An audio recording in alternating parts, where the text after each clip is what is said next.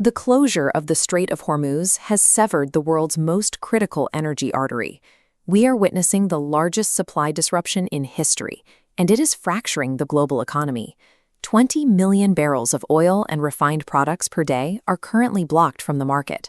Because regional storage is full and export routes are impassable, Gulf states have been forced to cut their production by 10 million barrels per day. This chart shows Brent crude's violent spike near $120 a barrel.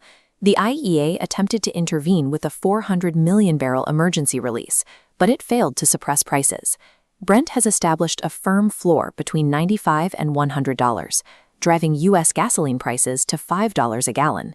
We are seeing a long-term recalibration of energy costs.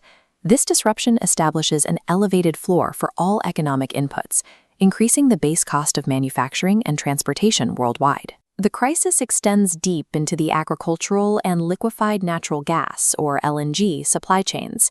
LNG is natural gas that has been cooled to a liquid state for easier transport. Qatar has completely shut down its LNG exports, removing a critical power generation fuel for East Asia and Europe.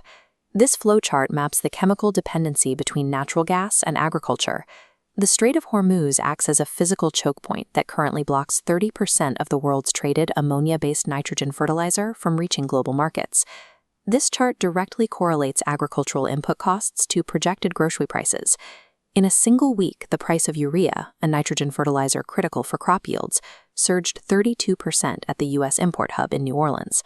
The energy shock has mutated into an agricultural and manufacturing crisis. Based on these rising input costs, a massive spike in food inflation is inevitable by the fall harvest. This brutal collision of economic data creates stagflation. Stagflation is an economic condition characterized by stagnant growth, rising unemployment, and high, persistent inflation.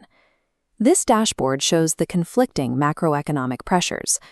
On the left, the U.S. labor market is weakening, with payrolls dropping by 92,000 in February. On the right, core PCE was revised upward to 2.7%. Core PCE is a metric that measures the price changes of goods and services purchased by consumers, excluding the volatile food and energy sectors. The Federal Reserve is paralyzed.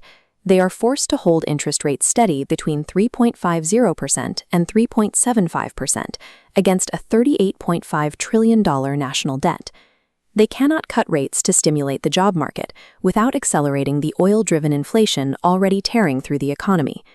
The U.S. economy is in a policy trap. Standard interest rate cuts, usually the primary tool for fighting unemployment, risk accelerating supply-side inflation when prices are dictated by physical shortages rather than consumer demand. These supply chain fractures hand geopolitical leverage directly to Beijing and Moscow. China powers its plastics production with domestic coal, insulating it from the oil shock, while Russia controls massive overland fertilizer routes that entirely bypass maritime choke points. Traditional safe havens are failing in this specific environment.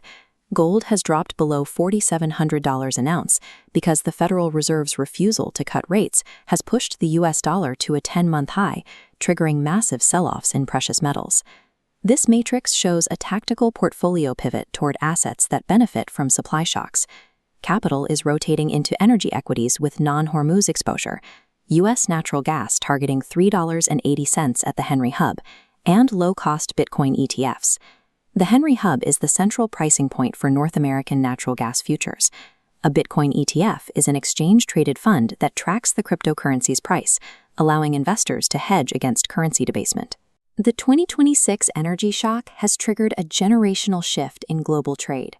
These conditions require immediate portfolio adaptation. Subscribe to our channel for daily, data-driven updates on navigating this crisis.